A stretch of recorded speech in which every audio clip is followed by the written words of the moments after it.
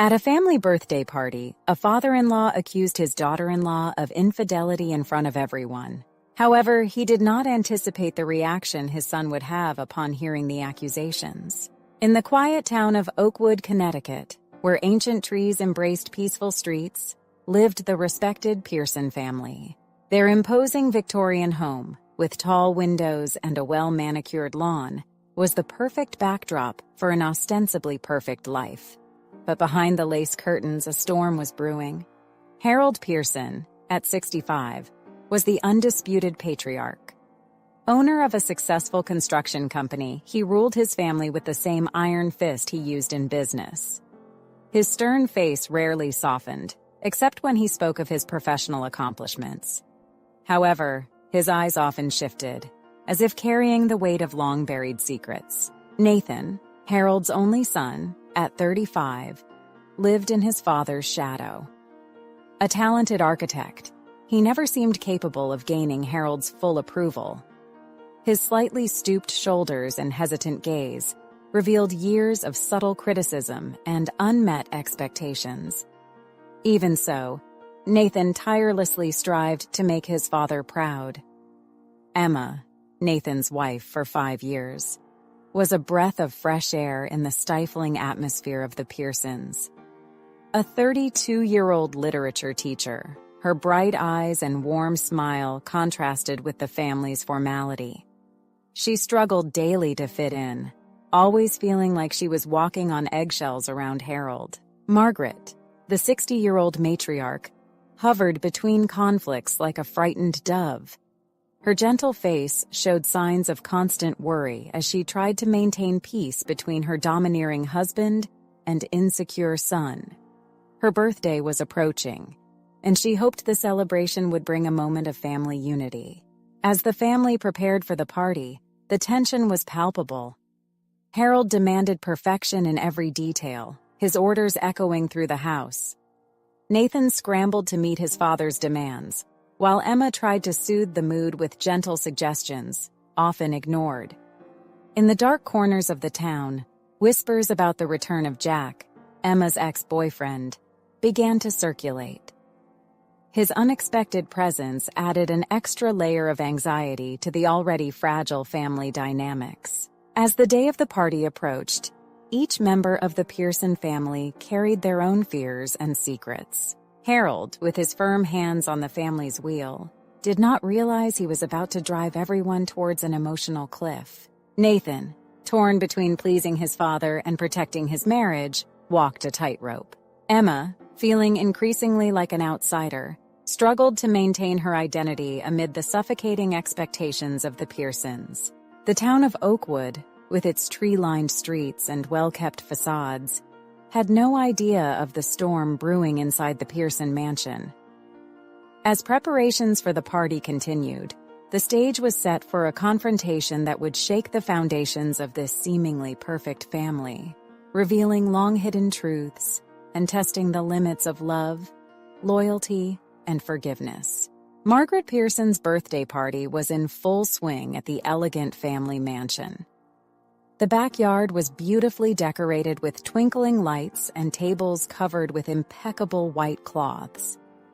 Guests, dressed in their finest attire, mingled around, chatting animatedly and enjoying the canapes and champagne served by uniformed waiters. Nathan and Emma arrived hand in hand, smiling nervously at guests who greeted them. Emma adjusted her navy blue dress, feeling uncomfortable under the curious glances of some of the Pearson family's closest friends. "Are you okay?" Nathan whispered, gently squeezing Emma's hand. "Yes, just a bit nervous," she replied, forcing a smile. As they headed to greet Margaret, Emma spotted a familiar figure approaching.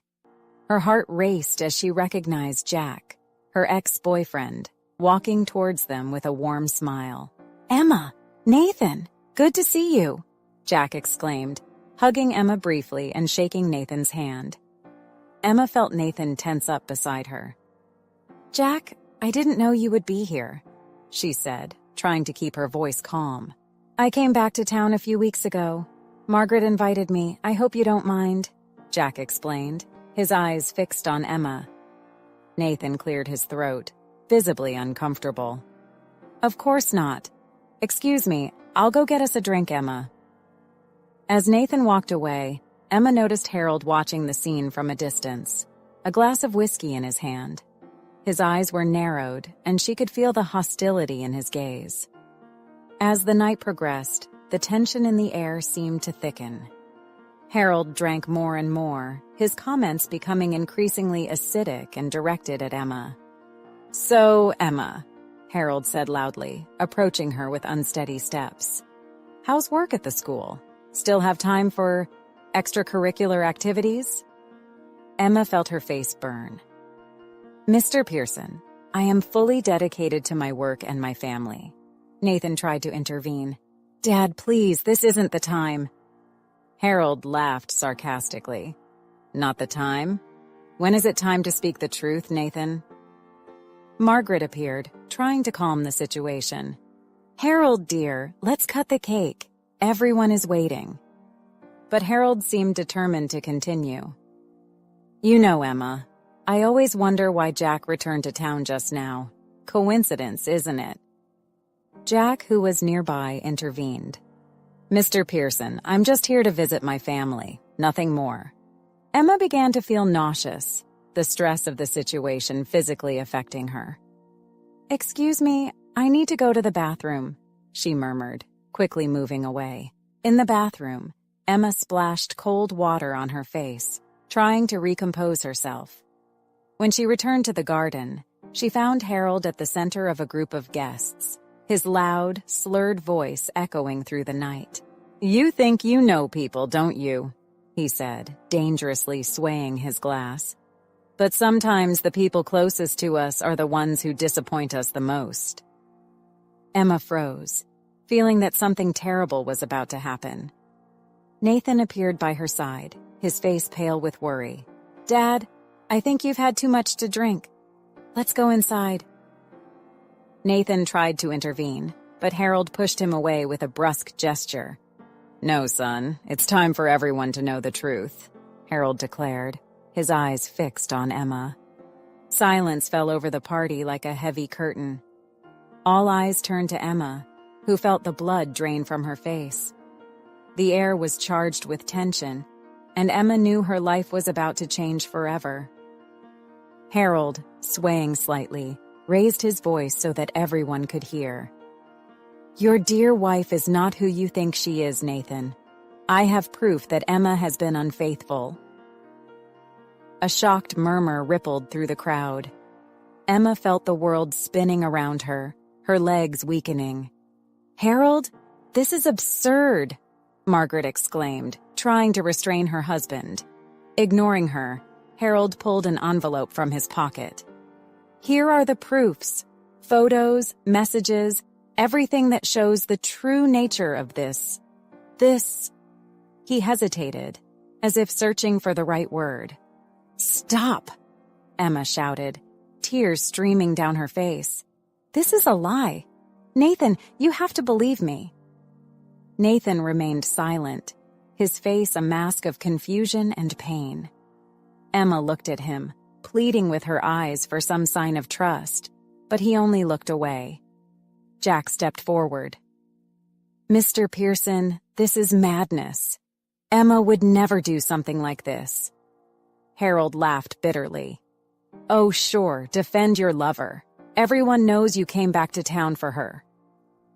The guests began to whisper among themselves, casting disapproving glances at Emma and Jack.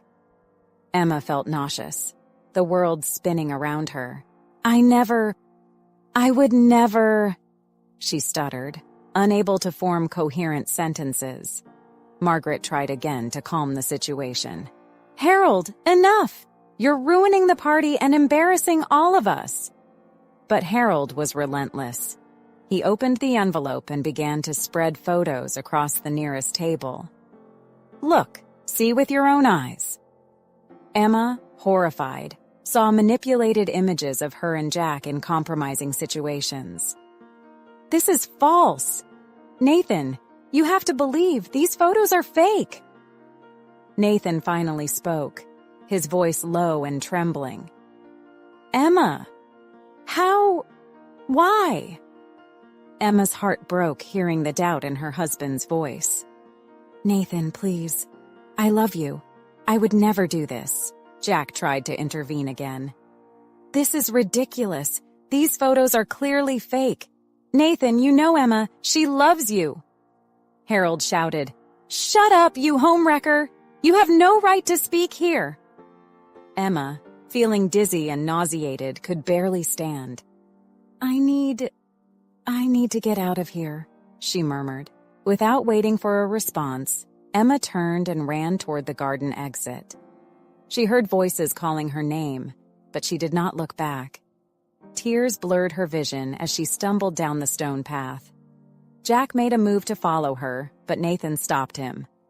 No, stay away from her. The guests watched the scene, shocked and fascinated by the drama unfolding before them. Some seemed to believe Harold's accusations, while others showed skepticism. Margaret, with tears in her eyes, confronted her husband. How could you, Harold?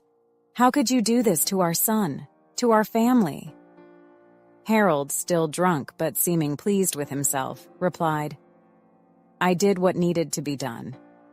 Nathan needed to know the truth. Nathan, looking lost and devastated, finally reacted. Enough! Everyone, please, leave! The party is over! The guests began to disperse, murmuring and speculating about what they had witnessed. Jack, visibly disturbed, approached Nathan. Nathan, you need to go after her. Emma needs you now. Nathan stared at him, his eyes filled with pain and confusion. I don't know what to think, Jack. I need time. Meanwhile, Emma ran through the dark streets, sobbing and trying to process what had happened. She couldn't believe that Nathan had not defended her, that he seemed to doubt her. Fear and sadness consumed her, and she didn't know where to go or what to do. Back at the mansion, Margaret tried to calm Harold, who now seemed to be realizing the consequences of his actions. Nathan remained motionless, staring at the photos spread out on the table, his world crumbling around him. The night that should have been a celebration turned into a nightmare, leaving the Pearson family on the brink of collapse and Emma alone in the darkness, her future uncertain and her heart broken. Nathan arrived home an hour after the party, exhausted and confused. The living room light was on, and he found Emma sitting on the sofa, her eyes red and swollen from crying. Emma, he began, unsure of what to say. Emma looked up, her expression a mix of pain and disappointment. How could you, Nathan? How could you just stand there while your father humiliated me in front of everyone? Nathan ran his hand through his hair, frustrated. I was in shock. I didn't know what to think. Think? You should have trusted me, Emma exclaimed, standing up.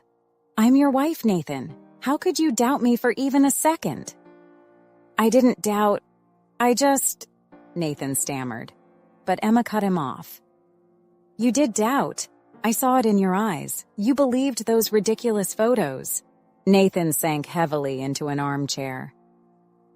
Emma, try to understand. My father threw all that at us suddenly. I didn't know how to react. React? How about defending me? How about trusting your wife? Emma shouted, tears starting to fall again. At that moment, Emma felt a wave of nausea and ran to the bathroom. Nathan followed her, worried. Emma, are you okay? He asked, standing at the bathroom door. Emma emerged a few minutes later, pale and trembling. No, Nathan, I'm not okay.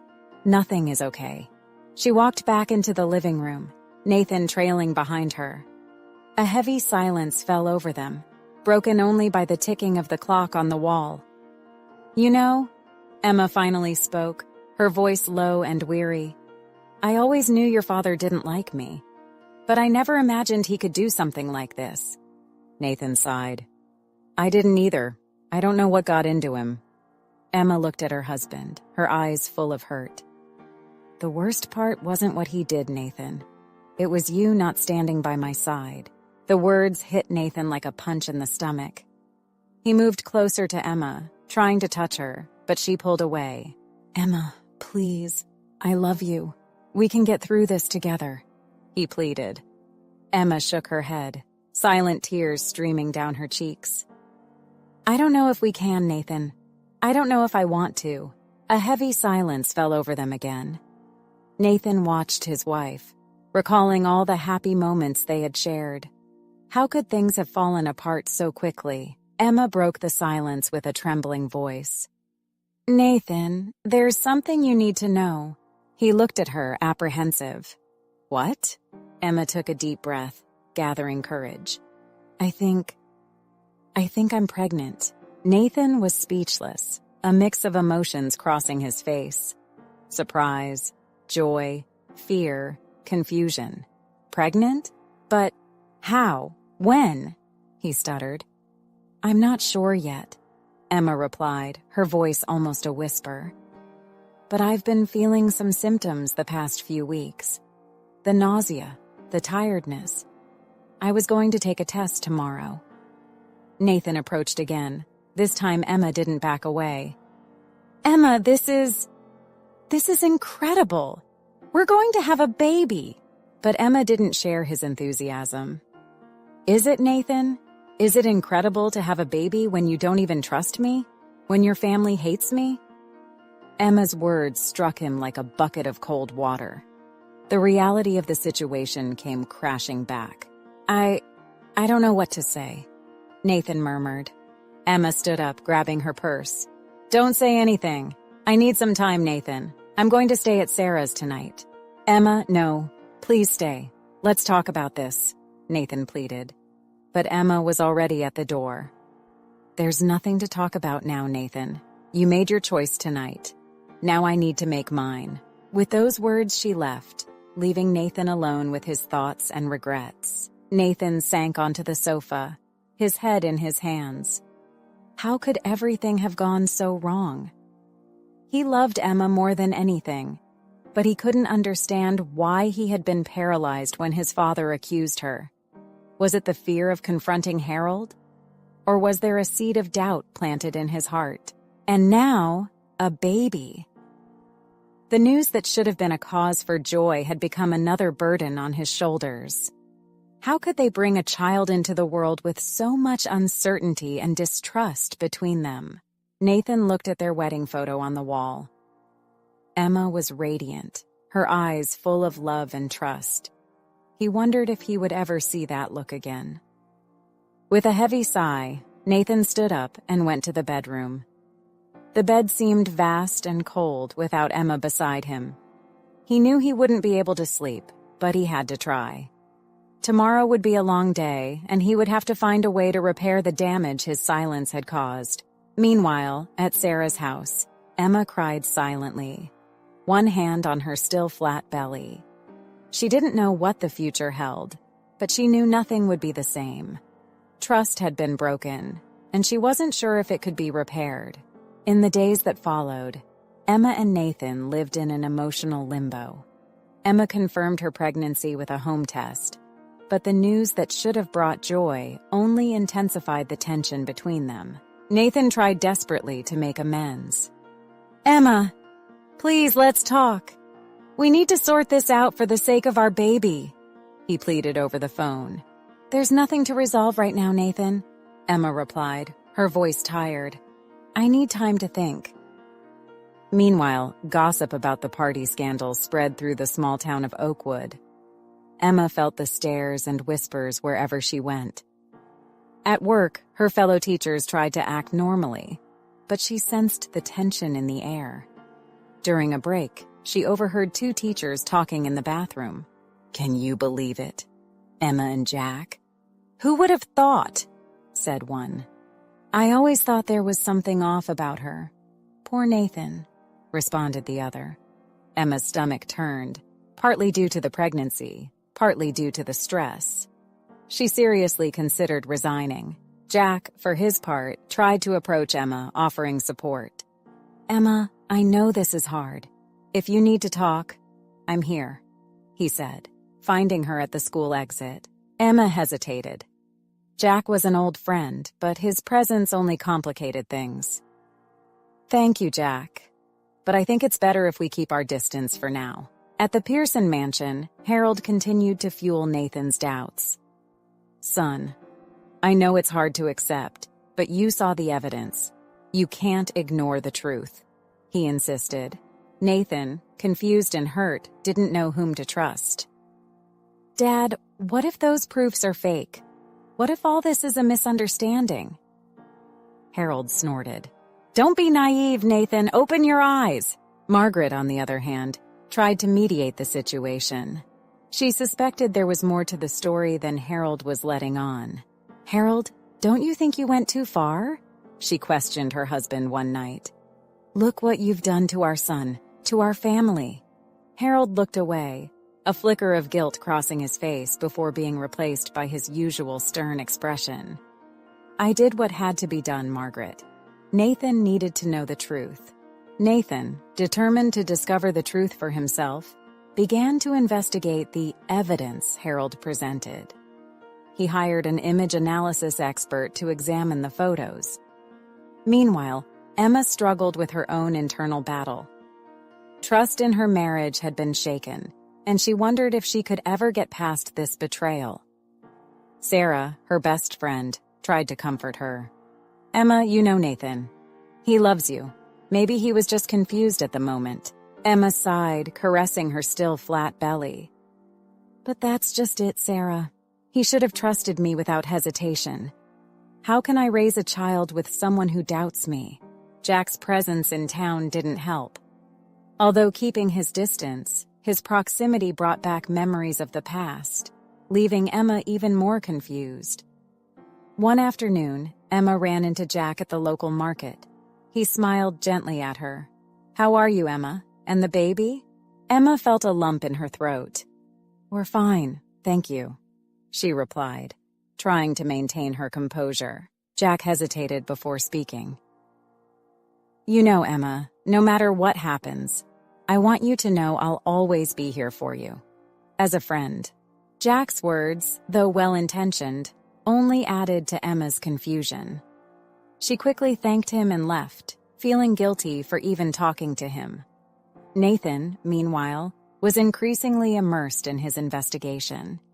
The image expert had found signs of manipulation in the photos. "These images have been clearly altered," the expert explained. "Look at these inconsistent shadows, and the lighting here doesn't match the rest of the scene." Nathan felt a mix of relief and guilt. Emma had been telling the truth all along, and he had doubted her. Determined to make things right, Nathan went to Sarah's house, where Emma was still staying. "Emma, we need to talk. I've discovered something important about the photos." Emma looked at him, her face a mix of hope and apprehension. "What?" Nathan explained about the manipulation of the images, his words coming out hurriedly. "Emma, forgive me. I should have believed in you from the start. I love you, and I want us to go back home. I want us to raise our child together." Emma felt tears in her eyes, an internal battle between the love she felt for Nathan and the hurt from the lack of trust. "Nathan, I don't know. We need time to rebuild that trust." Nathan nodded, understanding Emma's hesitation. "I understand. I'll wait as long as it takes. I just want a chance to prove that I can be the husband and father you and our child deserve." Meanwhile, at the Pearson mansion, Harold began to feel the weight of his actions. Guilt gnawed at him, but his pride prevented him from admitting his mistake. Margaret, observing her husband, felt there was more behind his actions. "Harold, what's really going on? Why did you do this to Emma and Nathan?" Harold turned away, unable to face his wife. The secret he had been carrying for years threatened to come out, and he knew that when the truth was revealed, nothing would be the same. Days later, Nathan, armed with evidence that the photos were manipulated, decided to confront his father. He found Harold in his office, drinking whiskey alone. "Dad, we need to talk," Nathan said, his voice firm. Harold looked at his son, his eyes clouded by alcohol. "What is it, Nathan? Came to defend your precious Emma again?" Nathan threw the photos on the table.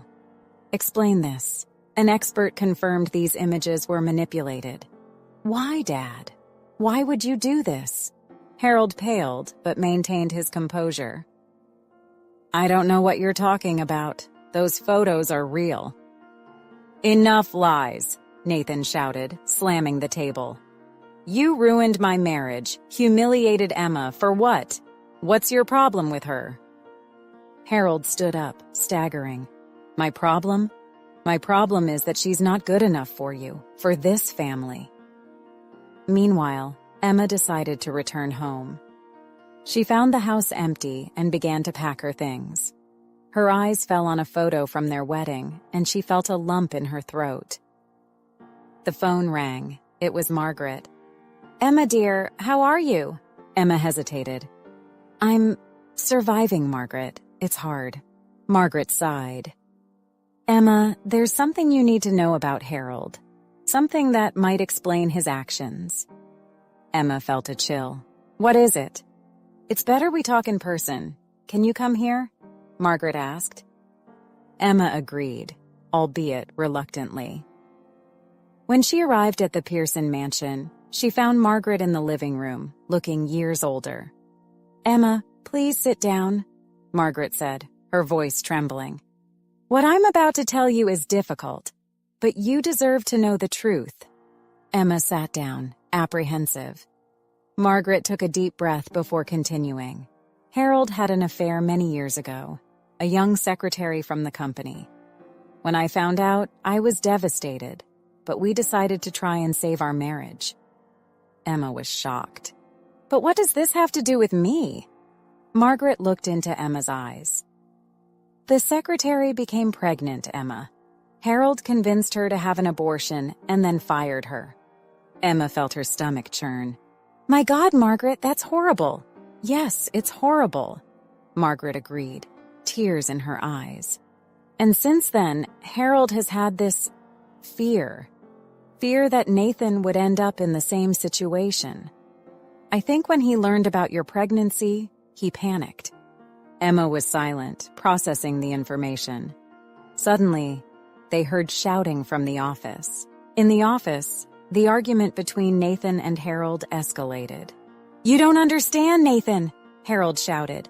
"I was trying to protect you." "Protect me? From what? From love? From happiness?" Nathan retorted. Harold, drunk and emotional, let slip. "From making the same mistake I did?" Nathan froze. "What mistake, Dad?" At that moment, Emma and Margaret entered the office. Harold looked at his wife, panic in his eyes. "Margaret, no," he began, but Margaret interrupted him. "Enough, Harold. Nathan deserves to know the truth." Margaret told Nathan about Harold's affair, the abortion, everything. Nathan was stunned, looking from his father to his mother. How could you keep this from me?" he asked, his voice choked. Emma approached Nathan, touching his arm gently. "Nathan." He turned to her, tears in his eyes. "Emma, I'm sorry. I'm so sorry for everything." Harold, seeing the scene, finally broke down. I'm sorry. I didn't want you to go through what I went through, Nathan. I thought I was protecting you." Emma, surprising everyone, including herself, approached Harold. "Mr. Pearson, what you did was terrible, but I understand it came from a place of fear and regret." Nathan looked at Emma with admiration. Even after everything, she still managed to show compassion. Margaret approached her husband, placing a hand on his shoulder. "Harold, it's time to seek help. We can't continue living with these secrets and this remorse." Harold nodded, defeated. "You're right. I'll get help." Nathan turned to Emma. "Emma, I know I was wrong. I know I should have trusted you from the start. Do you think we can try again?" Emma looked at Nathan, seeing the sincerity in his eyes. "It will take time, Nathan. We have a lot to rebuild. But yes, we can try." Nathan smiled, relieved, and gently embraced Emma.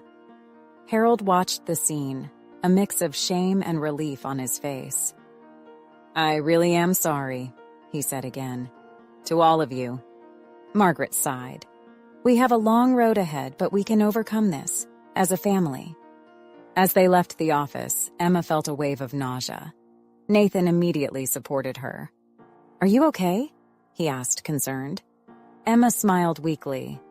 "Yes, just the pregnancy. I think our baby is reminding us of their presence." Nathan placed his hand over Emma's belly. "Our baby. I still can't believe we're going to be parents." Emma covered Nathan's hand with hers. "Believe it. And let's do this right, okay?" Nathan nodded, determined. "Yes, let's do this right. Together." In the following weeks, Emma and Nathan began to rebuild their relationship. They decided to seek couples therapy, recognizing that they needed professional help to overcome the recent trauma. At their first session, Dr. Campbell greeted them with a welcoming smile. "So, what brings you here today?" Nathan and Emma exchanged nervous glances before Nathan spoke. "We recently went through a difficult situation. There was a false accusation of infidelity and the trust between us was shaken," Emma completed, her voice trembling. Dr. Campbell nodded, understanding. "And how are you dealing with that now?" Emma took a deep breath. "We're trying. It's hard sometimes, but we're trying." "And there's more," Nathan added. "Emma is pregnant." The therapist smiled. "Congratulations. That must add a new layer to the situation." Emma nodded, tears in her eyes. "Yes, we want to make it work. For the baby and for us." The sessions continued, and little by little, Emma and Nathan began to open their hearts to each other again. Meanwhile, Nathan decided to confront Harold again, this time more calmly. He found his father in the company office. "Dad, we need to talk about what happened," Nathan said, sitting across from Harold's desk. Harold sighed, looking aged. "Nathan, I'm sorry. There are no excuses for what I did." "No, there aren't," Nathan agreed. "But I want to understand why. Why did you do this to us?" Harold was silent for a moment before speaking. "Fear, Nathan. Fear that you would make the same mistakes I did. Fear of seeing you suffer as I made your mother suffer." Nathan shook his head in disbelief. "But Dad, Emma isn't like that secretary. And I'm not you. I know that now," Harold admitted. "But at the time, I could only see my own mistakes reflected in you." Nathan stood up, walking to the window. "You almost destroyed my marriage, Dad. For what? To protect me from a ghost of your past?" Harold lowered his head, ashamed. "I know, son, and I'll spend the rest of my life trying to make it up." Nathan turned to his father. "Are you really willing to change, to seek help?" Harold nodded. "Yes, I am. I've already scheduled my first therapy session for next week." Nathan felt a mix of relief and skepticism. "I hope that's true, Dad. For all our sakes." Meanwhile, Emma faced her own challenges. The rumors at school hadn't completely stopped, and she still felt judgmental stares. One day, after a particularly difficult class, Emma encountered Jack in the hallway. "Emma, are you okay?" he asked, concerned. Emma forced a smile. "I am, Jack, thank you." Jack hesitated before speaking.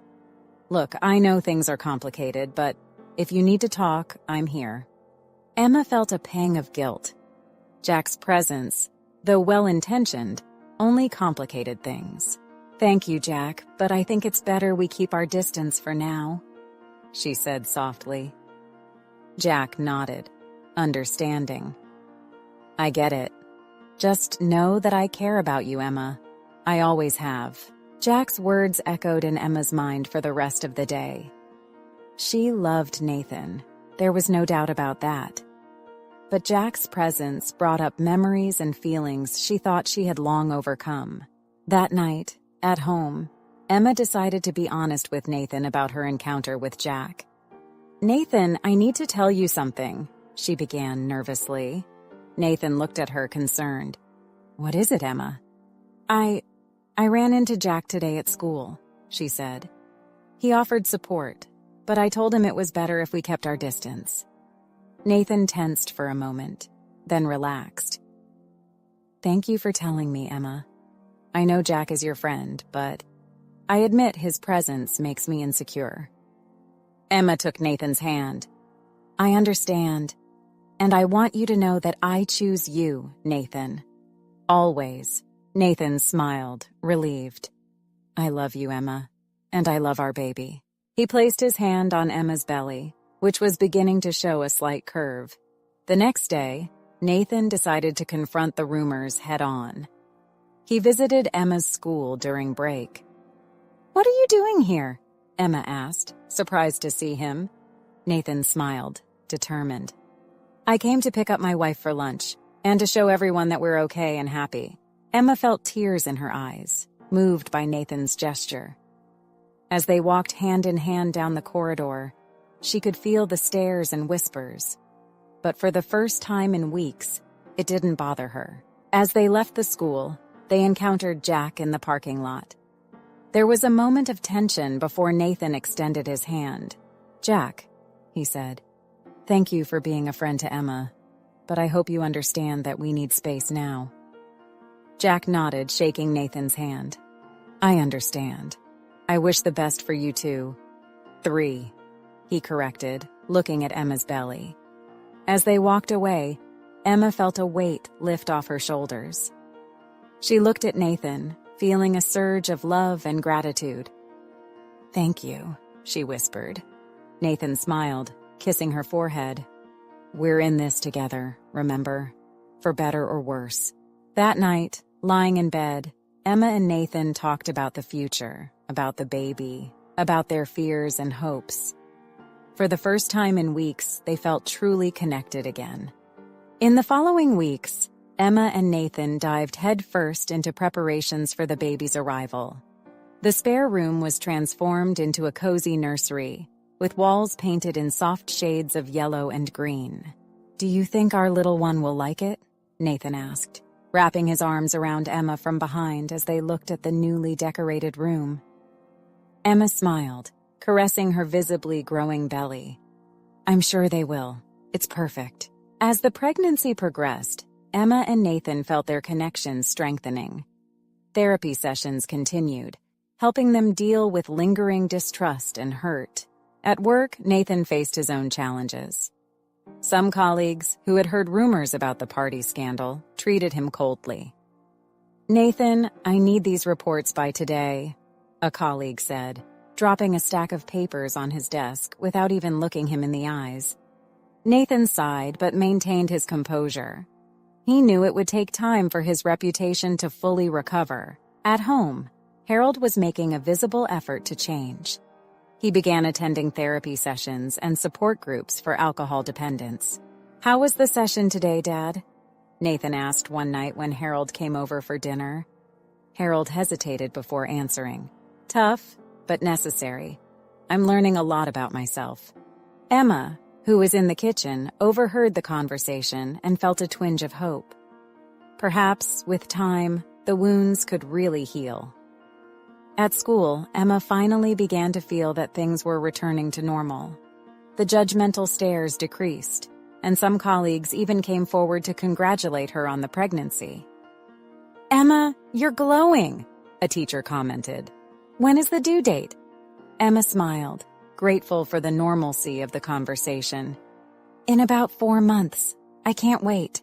Jack kept his word and remained distant, which helped Emma and Nathan focus on their relationship and the upcoming arrival of the baby. One night, while Emma was grading papers, she felt a sharp pain in her belly.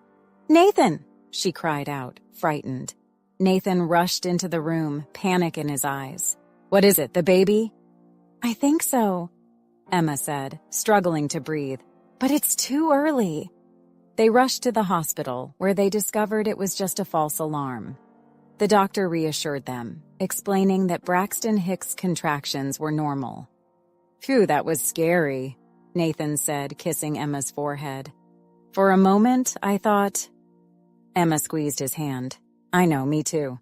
This incident made them realize how invested they were in this new life they were creating together. When they returned home, Nathan surprised Emma with a request. "Emma, I know we're already married, but what do you think about renewing our vows? A new beginning for our family." Emma felt tears in her eyes. "Oh, Nathan, I would love that." They planned an intimate ceremony in the garden at home, with only close family and friends. Margaret helped with the arrangements, happy to see her son and daughter-in-law rebuilding their relationship. On the day of the ceremony, Emma was radiant in a flowing dress that hugged her pregnant belly. Nathan couldn't take his eyes off her. "You look beautiful," he whispered as she approached the makeshift altar. Harold, who had been invited after much hesitation, watched the scene with a mix of joy and regret. He knew he still had a long way to go to fully redeem himself. When they exchanged vows, there wasn't a dry eye in the garden. Emma and Nathan pledged their love, trust, and mutual support, more aware than ever of the value of these promises. "I love you," Nathan said, kissing Emma gently. "You and our baby are my whole world." Emma smiled through tears. "I love you too, more than ever." As the guests applauded, Emma and Nathan embraced, feeling the baby kick between them. It was a new beginning, full of hope and promises for the future. That night, lying in bed, Emma said, "You know, despite everything, I think we're stronger now."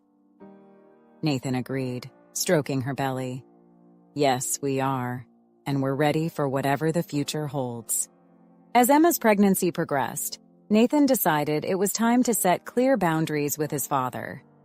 He invited Harold to lunch, determined to have a frank conversation. "Dad, we need to talk about the future," Nathan began, his tone serious. Harold nodded, tense. "I'm listening, son." Nathan took a deep breath. "I know you're trying to change, and I appreciate that. But I need you to understand. If you want to be part of your grandchild's life, things need to be different." "What do you mean?" Harold asked, his voice trembling. "I mean that I will no longer tolerate manipulation or interference in my family. You need to respect Emma as my wife and the mother of your grandchild. And most importantly, you need to continue your treatment." Harold was silent for a moment, absorbing his son's words. "And if I can't change?" he finally asked. Nathan looked his father in the eyes. "Then you can't be part of our lives. I can't risk my family's happiness." The words hung between them, heavy and definitive. Harold felt the weight of reality bearing down on him. "I understand," he finally said. "I'll do my best, Nathan. I promise." Meanwhile, Emma faced her own dilemmas. At home, she stared at the phone, wrestling with her thoughts. "Are you okay?" Nathan asked, noticing her hesitation. Emma sighed. "I'm thinking of calling my parents to tell them about the pregnancy." Nathan embraced her. "Do you think you're ready?" Emma nodded. "I think so. They deserve to know they're going to be grandparents." With trembling hands, Emma dialed the number she hadn't called in years. Her mother's voice answered, surprised. "Emma, is that you, dear?"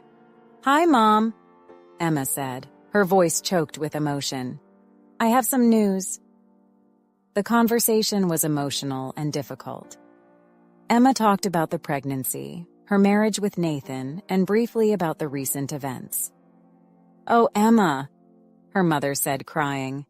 "We're so happy for you, and sad we've missed so much." "I know, Mom. I feel the same," Emma replied, tears streaming down her face. After hanging up, Emma felt exhausted but relieved. Nathan held her tightly. "I'm proud of you," he whispered. The following week, Emma and Nathan had a prenatal checkup. The doctor looked serious after the examination. "There's something that concerns me," he said. "Emma's blood pressure is a bit high.